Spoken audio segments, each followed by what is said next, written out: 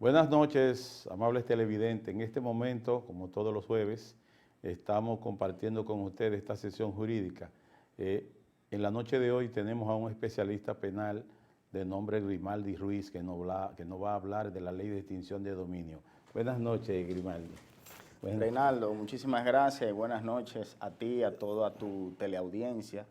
Agradecido por la invitación para tratar estos temas, en específico la ley de extinción de dominio, que como nosotros decimos en el marco de la función social del abogado, consiste básicamente en darle a la población nuestros conocimientos para que puedan conocer las leyes y así, por ende, conocer sus derechos y sus deberes. ¿Y qué entiendes tú, Grimaldi, con esta ley que recién se acaba de aprobar, que también se promulgó por el Poder Ejecutivo como ley de extinción de dominio? ¿Qué tipo de herramienta, qué utilidad tú le ves frente al crimen organizado? Bueno, realmente es una pregunta un tanto amplia porque habría que primero informar o dar a conocer a la población y al mismo tiempo a muchos abogados que todavía no tienen conocimiento de la ley de extinción de dominio de bienes provenientes de ilícitos penales, que es la que se ha titulado como la Ley 340 del año 2022.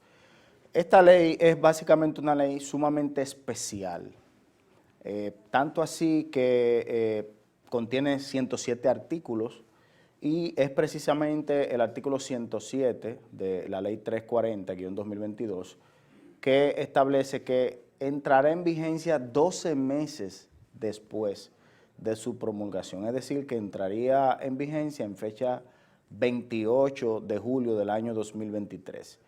La necesidad de que entre en vigencia durante 12 meses es una explicación que da la misma ley, dentro de las cuales se encuentran una que a nosotros siempre nos preocupa, que es básicamente la creación de normas sin la identificación de fondos para su aplicación. Esta es una de las causales que establece esta ley para entrar en vigencia en un plazo de 12 meses, al mismo tiempo la adecuación de los tribunales y al mismo tiempo lo que estamos haciendo ahora nosotros con la abogacía y el público en general, la información, el conocimiento de esta ley de extinción de dominio, que básicamente, como establece la misma ley, es una norma, una ley que persigue los bienes que hayan sido obtenidos producto de ilícitos penales, que establece esta misma ley cuáles son esos ilícitos penales que pueden ser perseguidos en extinción de dominio.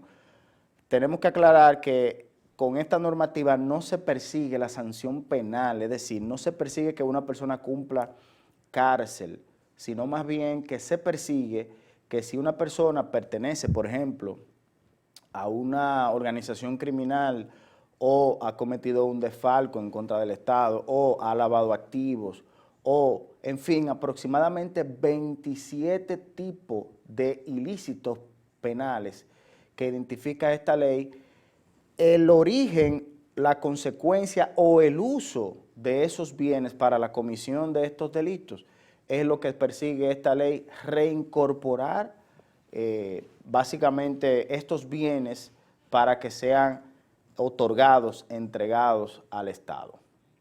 Y si consideras tú que si hay 27 ilícitos penales, y entre ellos, además del crimen organizado y el narcotráfico, también los actos de corrupción, ¿entiendes tú que todavía en la actualidad, aún sin entrar en vigencia esta ley, pudiera en el futuro inmediato, cuando ya entre en vigencia, perseguirse a algunas personas que pudieran estar involucrados? Mira, nosotros estamos haciendo de hecho un ensayo, un artículo que pretendemos lanzar próximamente en varias partes porque es sumamente extenso, en donde estamos analizando que en principio son 27 delitos, pero en el fondo cuando usted toma y desglosa cada uno de esos delitos diferenciados, usted va a tener que llegan aproximadamente a más de 50 tipos de delitos. ¿Por qué decimos esto? Bueno, porque con solamente mencionar lavado de activos ya nosotros tenemos ahí más de 10 verbos típicos. es decir, más de 10 formas diferentes de la comisión de un delito. Tenemos, por ejemplo, los delitos financieros. ¿Cuántos delitos financieros no existen? Entonces, como la ley no hace esa identificación, pues caben todos. Lo mismo pasa, por ejemplo, con el tema este de la corrupción. O sea, ¿cuántos delitos de corrupción no hay? En fin, en principio aparentarían ser 27, pero nosotros hemos calculado que serían en realidad, de hecho, más de 50. Con relación a lo que tú me preguntas, pues básicamente no es posible la persecución de hechos que hayan ocurrido antes de la entrada en vigencia de esta norma, que era la discusión que se generaba en principio con el tema de la retroactividad, que querían disfrazar algunos legisladores proponiendo que no se trataba de una retroactividad, sino de una retrospectividad. Nosotros a esto le decíamos que era el mismo concepto con una palabra diferenciada para no caer en el tema o en la palabra de retroactividad, que está básicamente prohibido por la Constitución. Es decir, con esta ley no existe la retroactividad y por tanto no se pueden perseguir delitos que hayan sido cometidos o bienes, ¿verdad? La extinción de bienes que hayan sido cometidos sobre delitos antes de la promulgación y entrada en vigencia de esta norma. Que dicho sea de paso, escúchame, Sí. Nosotros en el análisis que estamos haciendo entendemos que esto fue una jugada muy política de introducir el tema de retrospectividad o de retroactividad a la discusión del debate, y me parece que incluso aplica dentro de los conceptos del libro que se llama Las 48 Leyes del Poder. Hay uno de sus artículos o capítulos o de sus leyes que establece que cuando tú quieres provocar la modificación de algo, no puedes presentarlo como única opción, sino que tienes que presentar varias opciones. Y me parece que se hizo una jugada maestra política en tratar de introducir ese tema que iba a generar mucha discusión para centralizar la discusión de la retroactividad, que evidentemente no podía ser, para colar así otros temas que eran menos discutidos, pero que tenían una importancia capital, como por ejemplo, quizás algunas personas no lo saben, pero para eso es este programa, otros países pueden solicitar en República Dominicana la extinción de dominio de bienes respecto de delitos que hayan sido cometidos por ciudadanos en otros países. Por ejemplo, usted tiene que en Guatemala, en Colombia, Estados Unidos, un dominicano o un extranjero cometió un delito y producto de ese delito compró bienes en República Dominicana. Por el tema de la cooperación internacional que lo trata esta ley 340, pues ese país puede venir aquí a República Dominicana y a través del Ministerio Público, que es el único órgano que puede perseguir este tipo de delitos, pues puede perseguir o accionar en extinción de dominio. ¿Y consideras tú que si esta ley no persigue alguna penalidad porque no procura una sanción penal, porque no persigue a la persona, sino al afectado en los bienes, qué tipo de procedimiento entonces consideras tú que conlleva esta ley?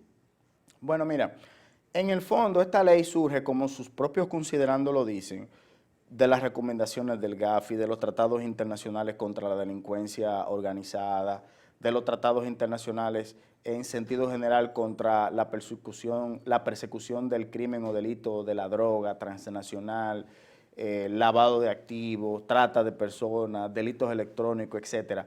Todos estos convenios que han sido realizados establecen de una u otra manera que el punto neurálgico, el punto central para poder combatir esos tipos de criminalidades es básicamente atacar la economía de lo que se presume son las organizaciones criminales. ¿Y cómo se ataca? Bueno, pues creando este tipo de normas que es básicamente no persiguiendo al presunto delincuente o a la persona de interés, sino los bienes que esa persona haya podido crear en sus actos supuestamente criminales. De ahí que no se ataca a la persona, sino al producto del delito. Esta es básicamente la concepción básica, primordial, primigenia, por la cual ha sido creada esta norma, y es muy importante hacer esta distinción porque algunas personas creen que como existe la actual ley de extinción de dominio, que va a entrar en vigencia, como ya dijimos, en 12 meses, pues se va a seguir un procedimiento ordinario. No, se va a seguir un procedimiento especial, a tal punto que como conocemos comúnmente en los casos, por ejemplo, de droga o de cualquier otro tipo de delito o ilícito penal, pues siempre se comienza con una medida de coerción, luego la audiencia de instrucción, luego el juicio de fondo, luego la apelación en casación. En este tipo de procesos de extinción de dominio no va a ser así el procedimiento. Va a ser un procedimiento muy especial que va a iniciar por ante la Corte de Apelación de cada jurisdicción.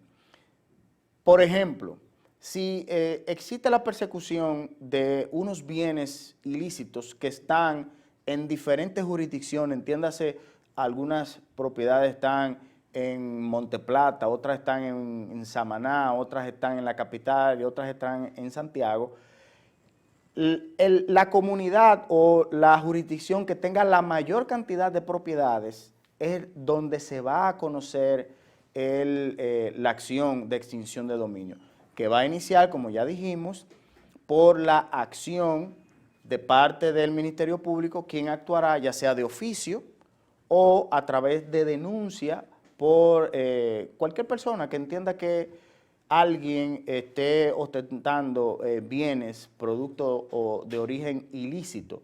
Que dicho sea de paso, es muy importante aclarar que el que haga una denuncia por extinción de dominio puede quedar expuesto en doble sentido. Primero, si se trata de el delito de narcotráfico, no se puede revelar el nombre del denunciante. Vamos a hacer una pausa ahí para continuar ahí mismo en ese concepto. Bien.